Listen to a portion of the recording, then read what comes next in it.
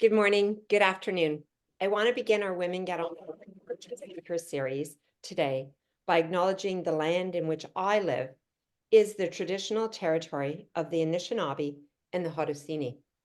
The Upper Canada Treaties cover this territory and is within the lands protected by the Dish with One Spoon, the Waupun Agreement, and is directly adjacent to the Haldimand Treaty Territory.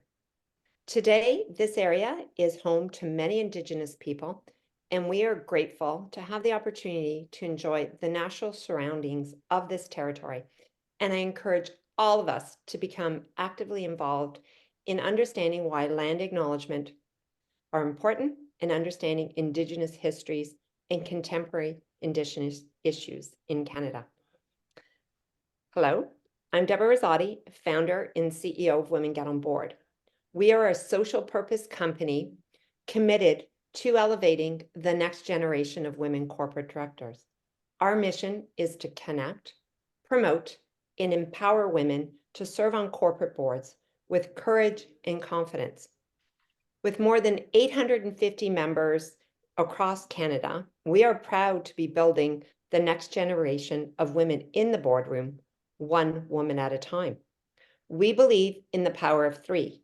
One woman on a board is token, two women is presence, and three is a voice.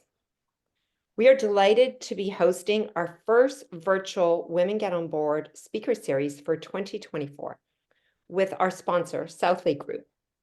Very, very excited on the topic we have today. It is around global trends in pay for performance. Our speakers today are esteemed experts and on the topic of executive compensation and performance. We have Amanda Fogley, who is president and managing partner at Southlea Group. She comes 25 plus years. I can't imagine you must have started when you were a teenager, Amanda. To coming into this topic, very well versed. This, I believe, is our fourth session with Southlea Group, and maybe it's our fifth. Counting.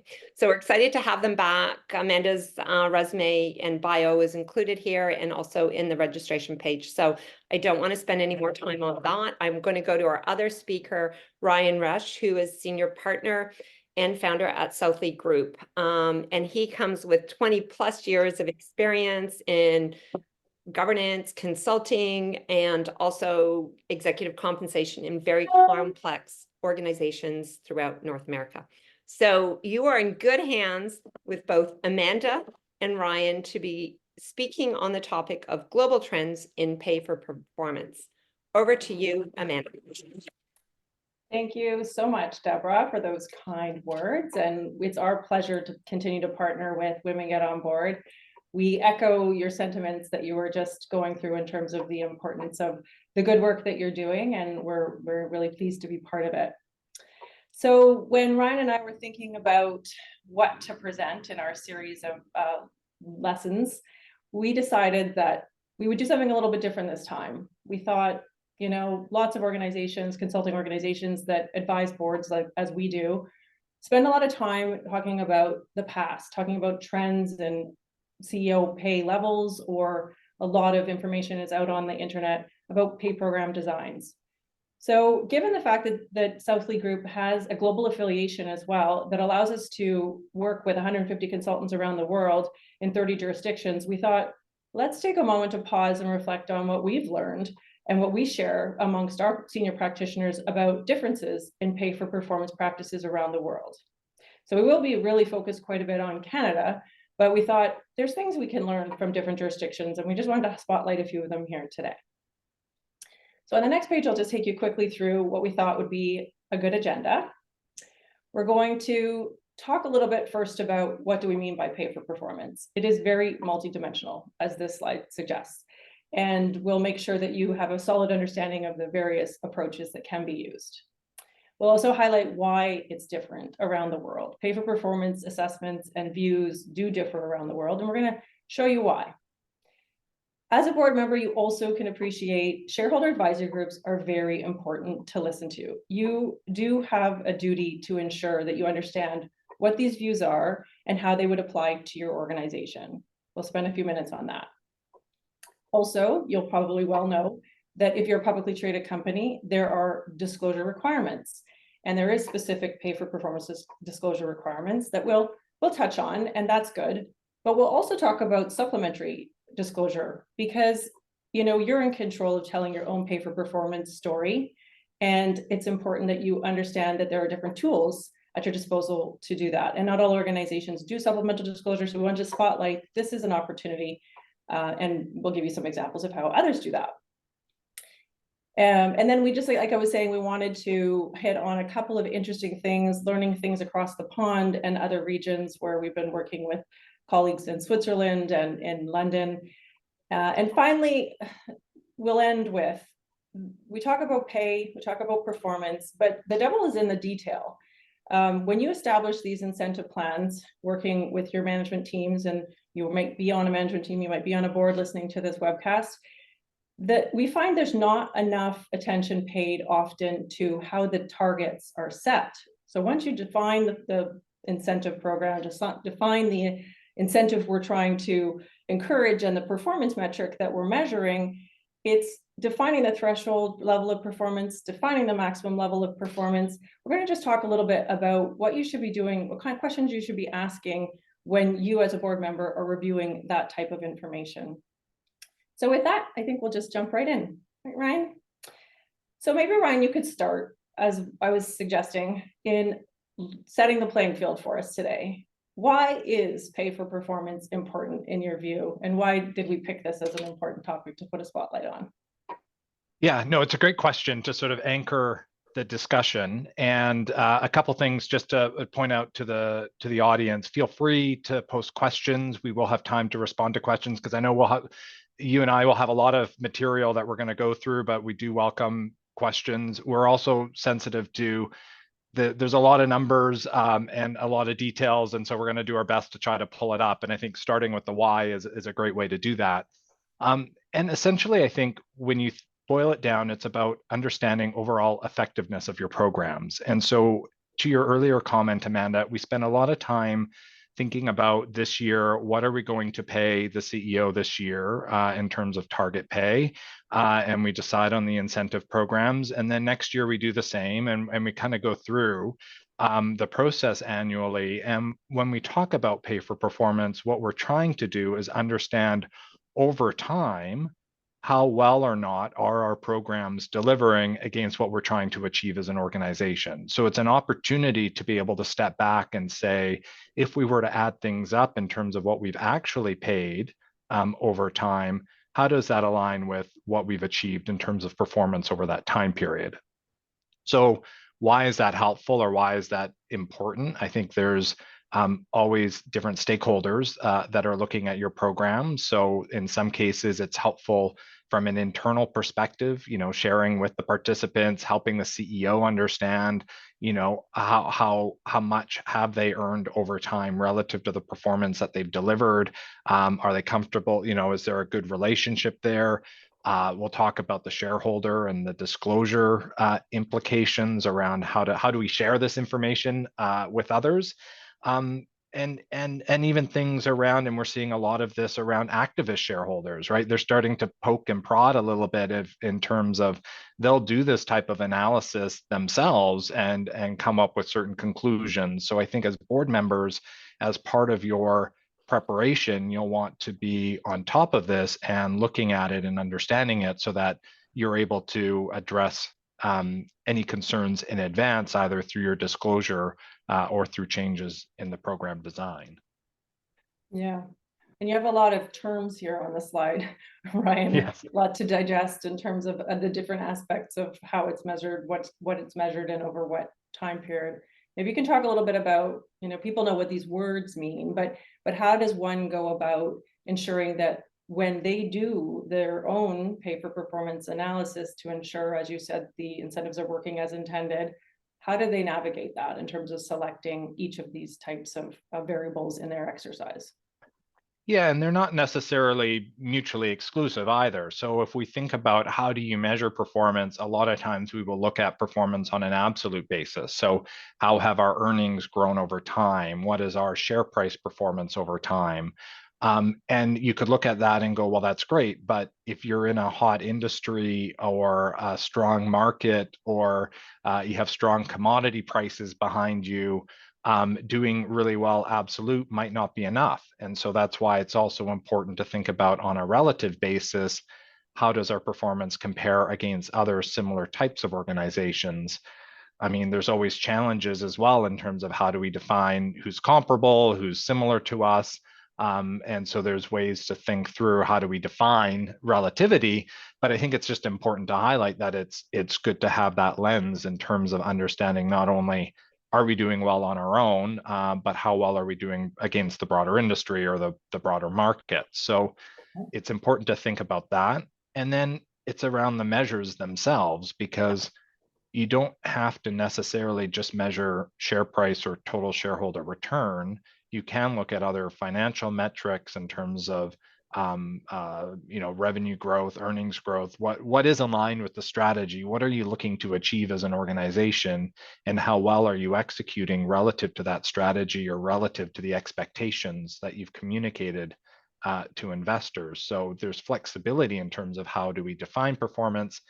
And then finally, and we'll talk a little bit more about this as we go through, is there's this whole, and this adds a whole nother sort of dimension to it, is around the time periods. And not only how do we think about it looking back and over how many years and what is that right time period, but each of the different incentive vehicles have different time periods associated with them. And so it just starts to add a little bit to the complexity, because you can look at different 3-year windows, 5-year windows, 1-year snapshots, and get different stories depending on what's been happening in the company over that period. So having a sense of and clarity around the time period is also an important consideration. Yeah, as you were speaking, Ryan, I was thinking about emphasizing the when do different exercises happen, or when should different exercises happen. And so right now, as an example, as organizations are making their decisions, if you had a December year end and you're adjudicating a short-term incentive plan payout, or even a performance share unit plan, the payouts, looking at, does this make sense, is basically what we're suggesting here, as well as we work our way into the disclosure of these decisions that you're making and approving. How will it look on paper? Right. How will ISS and Glass Lewis and the shareholders be looking at our pay decisions as they are reported? So just kind of bringing it all back together, now is a good time, as good time as any, to look at some of these exercises. And then of course we would suggest the real critical time to be taking a step back and not just doing what you did previously, but really take a look at your strategy, what you're asking the executive team to do, over what time period, and is that reflected in your incentive plans? So that's some ideas for you to sort of help you navigate. It's a lot here and there's a lot happening, but give you some examples of where we suggest you might be doing these exercises. Right. So like we would see typically a lot of times, if you were to look back at the year and go, we had strong financial performance, but our share price wasn't strong. And so why is there a disconnect? Is that because the whole market is down? Is it that we were down more or less than our peers? And sort of understanding those, to your point, those disconnects can be a useful discussion in terms of understanding, is the outcome around the pay programs fair and reasonable? Absolutely. So maybe we can do one more terminology slide. Yes. Bear with us. It is important. On the next slide, Keisha, Ryan is going to talk a little bit about the difference between target pay and actual pay. Very important differences. Yeah, and this is where I think we spend a lot of time talking about target pay, right? We go through the process looking at market data. We go through the process to think through where should we be positioning our target pay relative to peers. That's all sort of independent of performance, right? Because we're trying to do it more on a structural or a target basis. If we achieve expectations, what should our program deliver? But when we talk about pay for performance, we need to then look at actual pay. So what is actually being delivered relative to target? And so a lot of times salary is the salary. The bonus, that's where, the bonus paid in any year can vary relative to the targets that were established at the beginning of the year. And then the biggest issue, and you'll see in the 3 boxes, is it's the long-term incentives, which we'll get into more, is where I think a lot of the nuance comes in terms of more of the challenge. But a lot of times when you're reading disclosure and looking at proxy statements, you see the summary compensation table and it tells you what the salary was for that year, what the bonus was actually paid for that year, and then it gives you a number for long-term incentives. But the number for long-term incentives is essentially just what is estimated those long-term incentives to be, the value.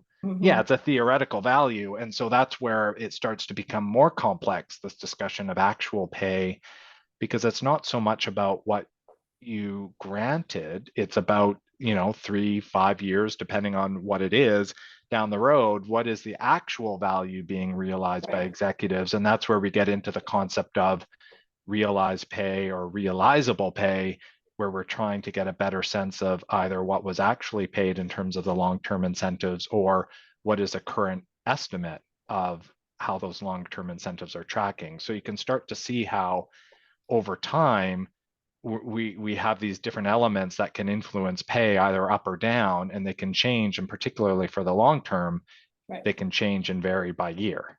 Yeah, grant value versus dollars and jeans, Right. definitely in a difference, and very important. Dollars and jeans is really what matters, and we spend a lot of time talking about targets, to your point, Ryan, to make sure those are competitive and fair and appropriate. But dollars and jeans is where you can get yourself into trouble, or where you can see whether or not the program is working or not working. Lots of times we'll get the call when the programs have achieved success over multiple years, 5 years in a row, or paying out these amazing awards. The question is it aligned with performance? And so sometimes you need to do that double click and deep dive in to make sure that it is based on performance versus just that it's not calibrated correctly or something. So definitely important to look at these distinctions. Yeah, and so maybe now, Amanda, if we were to step back and think about how do we think about this more holistically, and what are some of the difference given our role and work with some of the other firms within the global executive compensation group? What are some of the trends that we're seeing on a more global basis?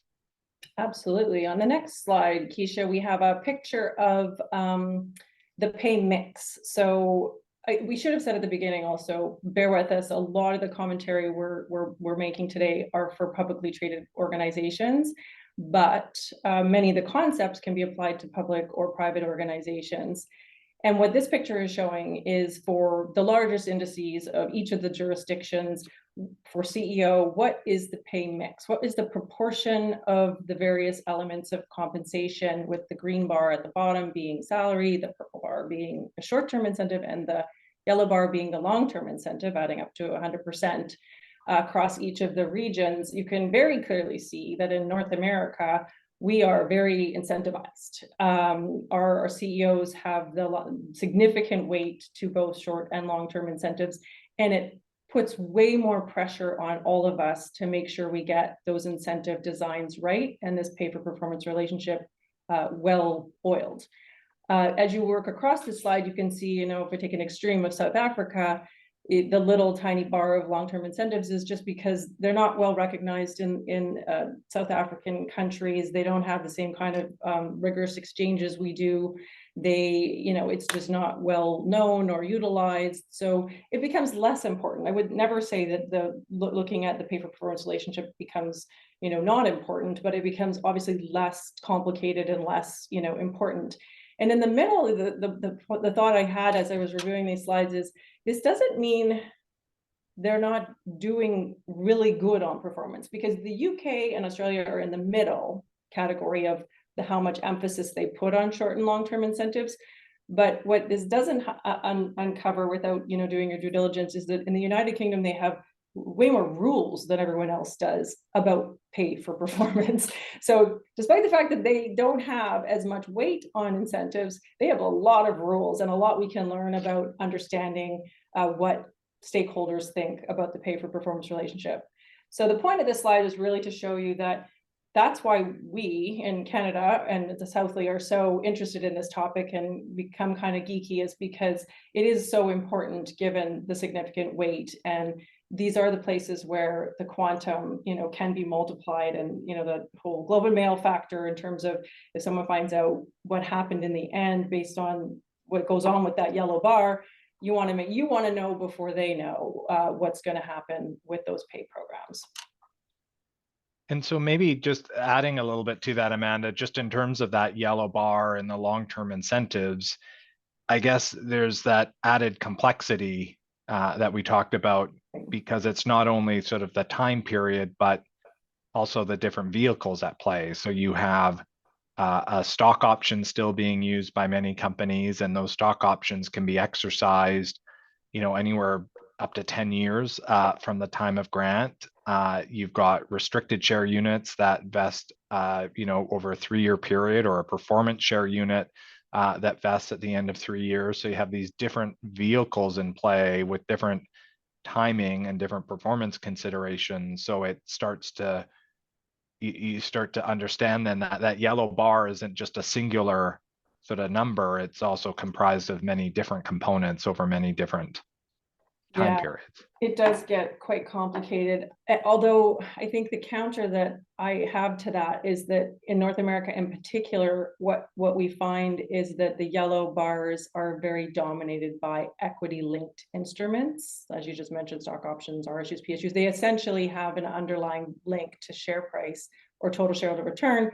And therefore those yellow bars, generally speaking, in Canada and in the US, do move directionally with how the shareholders experience is. But your point is well taken, that the overlays can work for or against those relationships. So that's the check.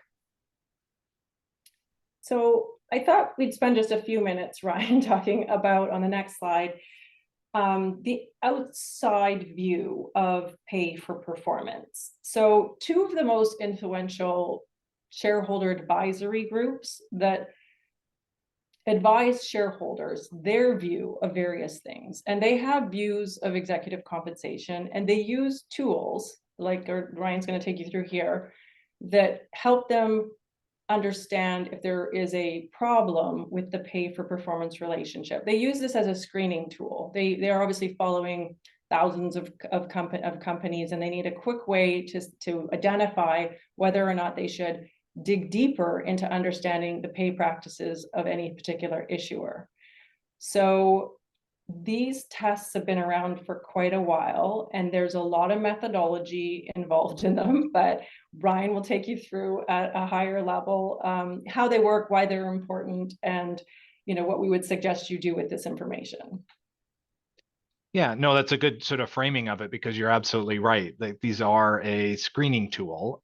They're done, sort of in the back room of ISS and Glass Lewis, and there's a lot of them they have to be done relatively quickly. So there's not necessarily the opportunity to do a lot of customization. And so they can be seen somewhat, and I know they can be perceived quite strongly by board members because they are a bit of a blunt tool. And so when you think about it in terms of ISS on the left, they have 3 primary tools that look at the relationship between CEO pay and performance over different time periods. They have scoring, to your point. You can get high, medium, low levels of concern. So it gets to be quite complex. What's challenging, and you'll see there the big test that they do at the bottom is the sort of the one that gets the most attention. It's really looking at the relationship over a 3-year period between your performance on the y-axis going up and your pay on the x-axis. So this would be CEO pay. So in this example, you see the little red triangle, and what that's showing is that in this case, the CEO pay is close to the top of the market of the ISS defined peer group, and their performance is also relatively high. And so they're in that sort of gray bar in the middle, which is what we would call sort of a zone of alignment, in terms of they're aligned because the pay is high, but also performance is high. And so it gives a very sort of quick snapshot. If you fall too far to the left, what that highlights is that your pay is low and your performance is high, so they don't usually have an issue. But if you're in the bottom right, then that suggests that your pay is relatively high, but your performance is low, then they're going to have more of an issue. So they go through that analysis, and they have secondary tests where they look at financial performance, they do a qualitative review, and they go through this whole process to come up with a vote recommendation at the end of the day in terms of whether or not shareholders should support your say on pay vote and or support the HR compensation committee members.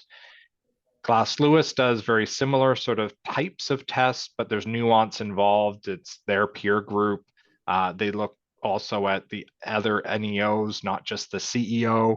And they also look more broadly at performance beyond just TSR. So their definition of performance is a bit more of an aggregate of different financial measures in addition to TSR. And so it's, again, a different nuance. And so you could do well on one and not well on the other, or be challenged on both.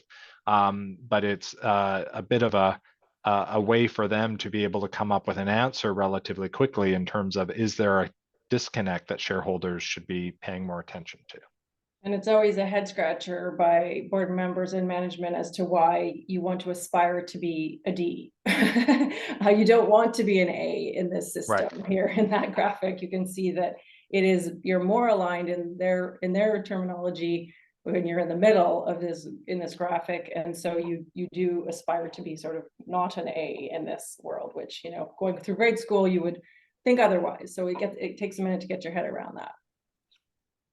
So, Ryan, yeah. I think the other thing I think would be very helpful for these people listening is like just a couple of highlights of where this can go wrong. Like for our clients that have, you know, or if you're worried about breaking this test and having a flag, what is it? What are the key defense mechanisms, the key items that we would highlight to sort of defend against? We did not break the pay for performance relationship. It is what? It's your tool. It's, maybe you could go through how we have helped clients defend situations like that. Yeah, so I think it's a good question, because you have to think about, when does this occur? And this occurs after you publish your proxy statement and before your AGM. So there's a short window of time in which ISS and Glass Lewis have an opportunity to review what you've disclosed and prepare a report that gets shared with shareholders before the AGM. And you do get an opportunity to review the draft and understand sort of what they're coming out with. But at that point, it's already somewhat too late, because they're reacting to what you've already publicly disclosed. And outside of correcting some errors, there's not an opportunity to really influence. So the primary point to influence is in the disclosure that you do leading up to the AGM. And so that's where there's an opportunity to step back and proactively test and see, are there any risks? You know, have we had a more challenging year in terms of TSR? Have we made substantive increases in our CEO pay that might flag a potential concern? And so these tests can be simulated, and you can get an idea in advance as to what degree of risk do we have, and do we need to be somewhat proactive in terms of our disclosure? But the big areas that can be challenging is it's a defined peer group, so it's not your peers. And so you might be fine against your peer group, but not against how these peer groups are defined. And particularly for ISS, they look at only Canadian companies in your peer group. So if you're a larger Canadian organization with broader global operations and include non-Canadian companies in your peer group, you could find there's a pretty large disconnect between what you find and what ISS would look at. And the other big thing that you'll find from an ISS perspective is that when they look at total pay, they're looking at it from what you've disclosed in terms of total pay, and not necessarily what is actually being realized through the long-term incentive program. So if we go back to what we talked about earlier, you know, if you're in a struggling share price environment and the stock options that you granted 2 years ago have no value to them, the model here would still associate the value that was ascribed to them upon grant, not the zero value that they're currently worth, or the low value that they're essentially tracking at. And so there can be a disconnect in terms of what you're disclosing in terms of pay, because that's how you're required to disclose it, and what the actual experience is. So that's where there's opportunities for companies to be more proactive in thinking about Yeah, their that's a approach. great I don't know if there's segue, Ryan. Did you just line that up like that? It's a great segue to our next slide, because it exactly. basically does give you an image of what Ryan was describing in terms of, this is an example of supplementary non-required disclosure that we are more and more commonly seeing being used by larger public issuers, and sometimes it's being done by organizations just to test it and not share it publicly. But you can find these analyses in public disclosure for a number of larger Canadian organizations. So what this chart is showing you is, in 2018, the first line here, compensation was awarded in the value of, as disclosed to the grant date value that we theoretically think we're giving this person that they're going to earn over time, was $5.4 million in this example. And since it's now December 31st in this example, 2022, we're a little out of date. The value of it at December 31st, 2022 is the 7.951 value. So that helps. What Ryan was saying is that it shows the movement of share price and the impact of the movement of share price and performance on the original intended value. And that, in this case, obviously was positive. On the right-hand side, you can see that the shareholder, if the shareholder had invested $100 at January 1st of 2018 and then held it to December 31st of 2022, that far right-hand number says that would be worth $168. Pretty good return. But how does that vary with what the CEO is taking home? Or theoretically, again, it's not all crystallized and all not specifically in his pocket, but directionally, at the point in time, December 31st of 2022, the value of that original $5.4 million has grown at a rate to get him a return of 147%. So it's like you invested 100% in his comp program. And what is that worth at the end of December 31st, 2022? December 31st, yeah, 2022. So you can see it's a bit complicated, so I won't go back into the weeds there anymore. The point of it is trying to show that in as many cases as possible, the shareholder experience or number will be higher than the CEO shareholder experience, or that they're directionally aligned. They're both going up in this example, right? That's kind of nice. The CEO is making good money, but that's okay, mainly because the shareholder's also making good money in this when you compare those two columns over time. Where you would not feel so good about it is if the shareholder numbers were going down and were less than 100 and the CEO values were going up. That would be a very big red flag that something is askew with the program. So we share this with you just again to highlight that importance of looking at the difference between a grant value, the theoretical targets, to what's happening right now and over time to the experience of the executives, and how does that compare to the shareholder? It's important. Right. Yeah, and I think the challenge always is that compensation awarded, that's the number that gets focused on not only by ISS or Glass Lewis, but that's the number that you start seeing in the Globe and Mail and other sort of reports that summarize CEO pay. And to your point, it may not be as representative or as meaningful in terms of what is actually being earned over time. Exactly. And we have another example of supplemental disclosure or supplemental analysis. Again, you don't have to disclose this, but on the next page, we show you the zone of alignment again. It's going to look a little bit familiar. It kind of looks like the ISS chart that Ryan went through. The difference is that you're in control. It's not a systematic test, it's your test. So you can choose the definition of performance that goes along the bottom, and you can choose the definition of pay that goes along the side. And then the green dots are your peers, and the blue diamond in this case is you. So you're trying to make sure that you're aligned with your peers and aligned with your performance. So I quite like this one for two reasons. One is that it allows you to tell the story of what is your most important performance metric. So if cumulative or growing your EPS over time is actually what you talk to your shareholders about, and we know there's going to be a link to share price, but we don't know exactly how that's going to work out. We care that management is driving EPS growth over time. If we were to use EPS growth on the bottom inside of 5-year TSR and compare that to realized or realizable compensation, in many organizations where that is a priority, growth in EPS, you should feel good about yourself if you've got it aligned in somewhere in this gray zone. The second reason why I like it is because you are in control of the peers as well. It is one of the biggest frustrations, as Ryan mentioned, that ISS goes about their business in a systematic way, but it often results in a peer group that it looks nothing like yours. And so here you're able to use your own either performance benchmark organizations or pay benchmark organizations. And those that choose to put this graphic in the proxy, often it is exactly in response to telling the shareholders that ISS got it wrong. I have multiple clients who are publicly traded who have purposefully put in a similar assessment of ISS's zone of alignment using their own peer group to sort of at least create the conversation with their shareholders that there are two ways to look at the same exercise. Yeah, and are there any cases, Amanda, where you would not want to, or what do you need to consider about whether or not you would want to include this in your disclosure? Yes, Ryan and I had a debate about this. So the word to the wise would be that if you're going to put supplemental disclosure in, it is relatively hard to pull it out. People are going to notice that you put it in. They're going to anticipate getting it the next year.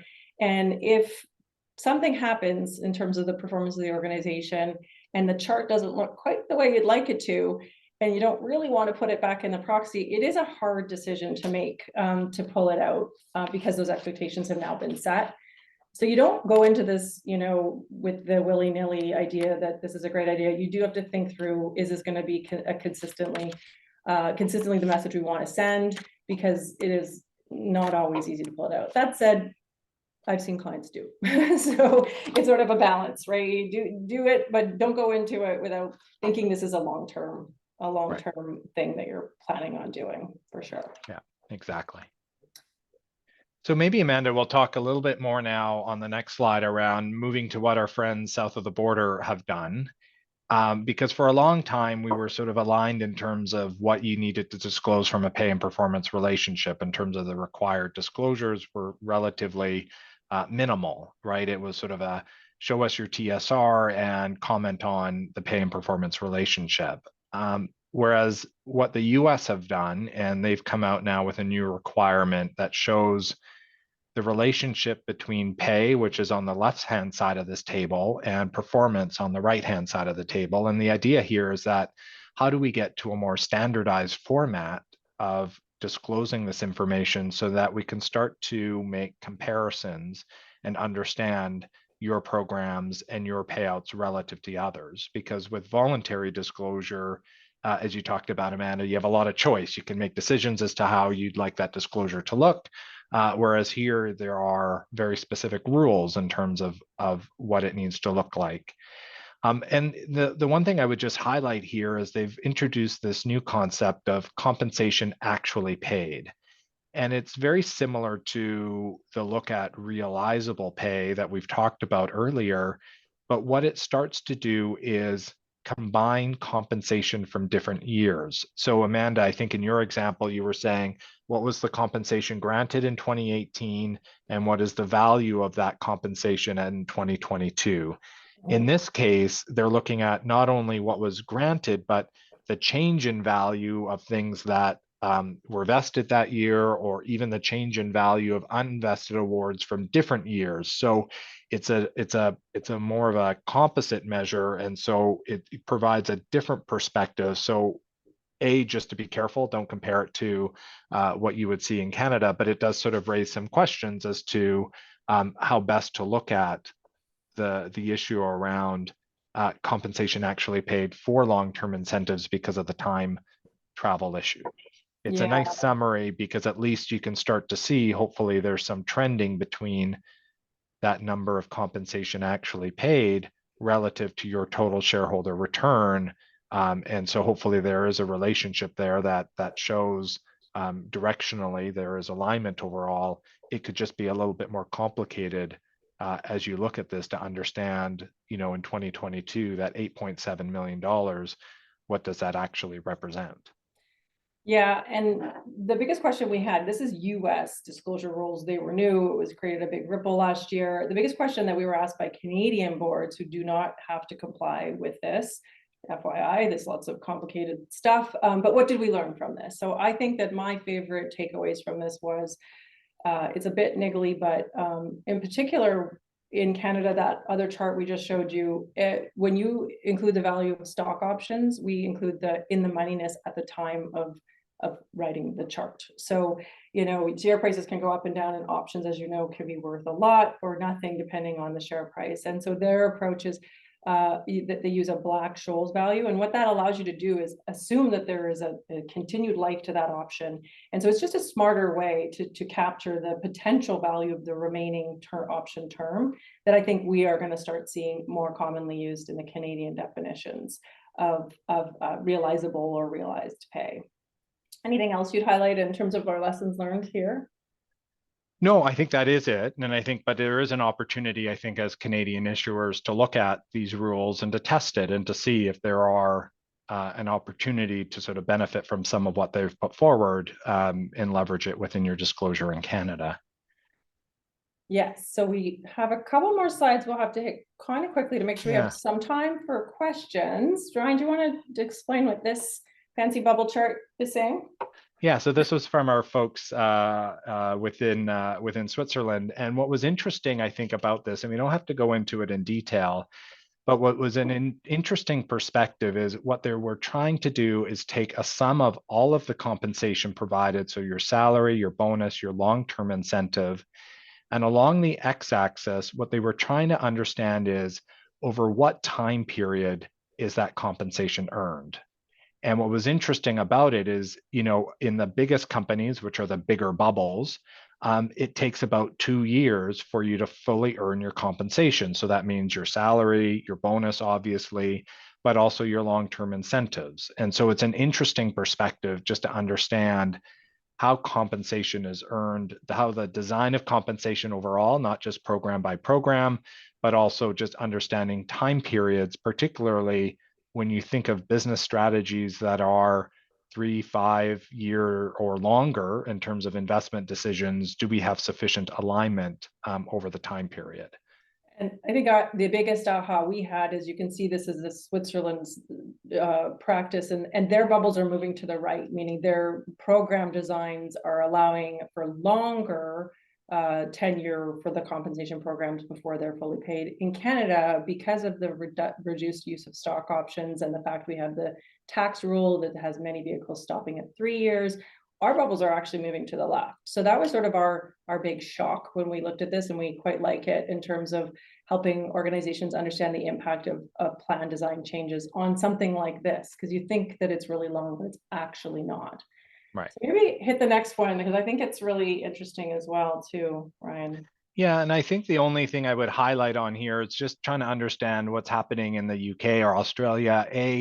It's not a lot different, and the challenge is primarily in terms of how do we think about long-term incentives and how do we value that, and at what time period do we show it? And so that's where the UK, I think, is an interesting example. They talk about this single figure, and the single figure is the salary, the bonus, but also what you've earned in your performance shares in that year. So in the example here for 2022, it's your salary from 2022, your bonus from 2022, but it's the value of your long-term incentive that was granted in 2020 and paid to you in 2022. Right. So it's an interesting combination from a time period perspective in terms of trying to come up with what is a single figure, because they want to be able to highlight how does that change year over year, how does that track relative to performance. So they put a lot of focus on that. Whereas in Australia, it's still very supplemental, similar practices in terms of what we see here in Canada. And I guess we'd say, get ready for it, right? I mean, I don't know that it's coming to Canada anytime soon, but it's shocking if you think about what that UK LTIP payout. It's very easy for the newspapers to pick off It's a reported figure on exactly how much money went into the genes of the CEO. Canada has some of that disclosure. It's not as easy to put your finger on. You have to add stuff together. It's akin to the old, there was an old table that's no longer required, that is the value received upon option exercise. We used to have to report that, don't really have to report it now. A handful of companies still do it, even though you don't have to. And, you know, again, like if someone's been a CEO for 10 years and had waited 10 years, those values can be significant. So I do think that this one is one to keep your eye on in terms of where it goes next. And just because we're short on time, I'll just quickly talk about our final content slide. As I mentioned at the very beginning, don't forget about asking the questions of how did we determine the threshold level of performance, and how did we determine the maximum level of performance associated with every single vehicle you have that has a defined threshold, target, and maximum. Could be a performance share unit, could be financial or operating measures within the short-term plan.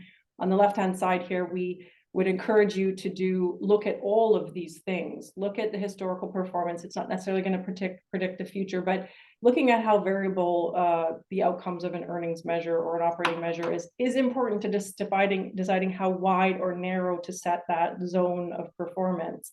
Knowing how others are performing, if there's an industry standard you should be applying, what are you saying externally to your investors? Is that reflected in it, or is that not reflected in it? Does it link to targets, or does that link to exceptional payouts? So very important that you're making sure that you're putting the money where your mouth is on linking back to what you're saying to shareholders. And same performance modeling, try to look forward, forecast into the future what happens in the event of achieving these different objectives. And with that, we'll leave you with the summary slide, but we are going to move to questions. Do we have any questions, Deborah? Oh, do I have questions? But our audience, our people that have showed up today, we do have some questions coming in from them. So we'll start with that. Okay. So first of all, for a topic that's so complex, I think you've done a great job of distilling it down. Interesting. The first question that comes is, the disclosure examples you shared were for Canadian companies. Do you have similar other forms of disclosure for US companies? Yeah, the US and Canadian disclosure rules are quite similar. So I would say my answer would be, yeah, there you can sort of interpret that they would be the same. Do you mean, if you mean supplemental, we would say in the US there is far less supplemental disclosure. That is why there are new pay for performance disclosure rules, because generally speaking, our advisory group in the US would say their clients, and broadly speaking, US companies are not very forthcoming to their shareholders about the pay for performance relationship. Therefore, they enacted these rules in order to force the hand on it. So I think right, Ryan, I think Canadian companies are better at supplementary disclosure. Yeah, I mean, I think the Canadian companies have adopted it. They've taken less of they haven't assumed as much of a legal risk, where I think in the US, there's a perception around potential legal challenges with supplemental disclosure. Having said that, the zone of alignment chart that you highlighted, it's fairly typical still in the US. If companies are going to use something, it's going to be something like that, because in most cases, it is something that over time sort of can still demonstrate a pretty good relationship. So we have some more questions in. Interesting enough, this was going to be one of my questions. Question to both of you, decide who takes it. Are you seeing similar themes in compensation for private companies? I think the short answer is yes. It can be easier depending on the complexity of the compensation programs. A lot of private companies have long-term incentives, so there's still the same challenges there. I think what's interesting is, and the takeaway is around just having that look back, right? Having that tally sheet, having that perspective. I know, Amanda, you and I were just in a meeting where, you know, we looked at the 5-year history of CEO pay. It's a private company, and no one had really seen it to sort of understand how the pay had sort of performed over time. So I think there are some very simple tools that you can apply even in private companies. Yeah, it probably happens less than it should in private companies, because there's, you know, you're not being forced. You know, public companies worry because they are forced to say one thing and they want to check, is that what we want to say?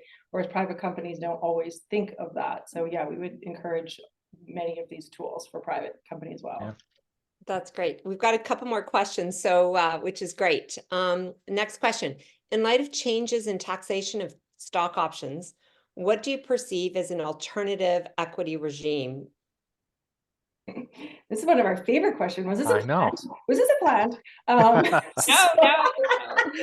So this is one of our favorite questions because we actually believe there should be a trend to long-term vesting full value shares, like a stock option, but a full value share. So it never goes, the value never goes below zero unless you put a performance trigger on it, which we would, of course, would encourage. But often the performance trigger we would recommend might be absolute performance. It ends up looking, I'm getting very complicated, but it ends up looking like a stock option plan. It allows for direct alignment with the shareholder experience and generous payouts if that works out. Also accountability on the bottom end. But you can go beyond 3 years as long as you have an omnibus plan, which if you hire Southlea, we'll talk a lot about that. You know what, Amanda, before you leave on that, just high definition of omnibus plan, because not everybody's going to know that. Omni meaning many. So it is designed to be a treasury backed tool. Most people only think that those can be stock option plans, and that's a miss because shareholders there's rules you have to abide by, but they will approve a pool of equity, full value shares that get handed out to executives over time through these LTIP vehicles that are settled by newly issued treasury shares. And omni meaning it could be an RSU comes out of there, a PSU comes out of there, an option comes out of there, even a deferred share unit. Is there some very interesting, complicated but interesting if you wanting to do something longer term? It's the only way. So what I think I'm hearing, and I've got one more question we'll end on, is make sure they're seeking advice from compensation experts and advisors like you, because it's very complex, right? I mean, without, you're kind of laughing about OmniPlan, but not everybody knows that, right? Yeah, no, thank you for that follow-up. Absolutely. Okay, last question. What is your opinion about the UK practice with respect to disclosing LTIP actual payouts? It's a multi-question here, multi-prong. And is this too much information on how it can impact future pay for those leaders? Did you get that? Do I need to repeat? Yeah. No, I got it. And I think the answer is yes, right? And I think you see that demonstrated in the UK right now. And there's a lot of articles in the UK press around how UK pay is not competitive on a global basis. And a lot of it is due to the fact that that number gets highlighted and gets reviewed so closely that it does put pressure on directors to be moderating pay. And I think it does raise questions around the ability to set pay at appropriate levels. So I do think the short answer is it does become more visible. I think for a lot of UK, particularly more sophisticated organizations, the larger companies, they spend a lot of time then talking about the pay and performance relationship and how that number was determined in order to provide the right context. But you're absolutely right. By highlighting that number, it puts a lot of pressure, I think, on overall pay levels. And just adding a story to that, we have UK clients and they would say that some of the rules around pay for performance and executive compensation, this one, being an important one that you just highlighted, are actually causing companies to not go public in London because they don't want to have to comply with these overly rigorous reporting requirements. And it's just compensation. Like there's other way more rules that are making it hard. So they take their capital elsewhere. So we'll see where it goes. It's a very interesting question and topic. Well, wonderful. So thank you, Amanda and Ryan, for sharing your insights and your passion and practical tips on the global trends in pay for performance.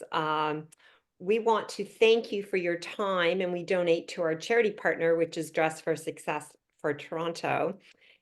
We want to thank you for being our sponsor for the kickoff of our virtual Women Get On Board speaker series for 2024. Want to mention the slides will follow up in a follow-up thank you. There will be a recording that will come out. And I also want to highlight, we're very excited. Our next Women Get On Board virtual speaker series is June 20th, 2024. And the topic will be on executive and director compensation trends and issues. And we will be very excited to have Amanda and Ryan back with us. There'll be a link to register in the follow-up thank you. So, all I want to say is I feel like I'm more informed about global pay performance. It's very complex.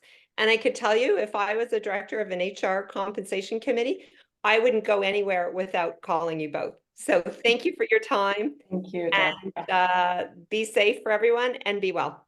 Thank you. Thank you, Deborah. Thank you.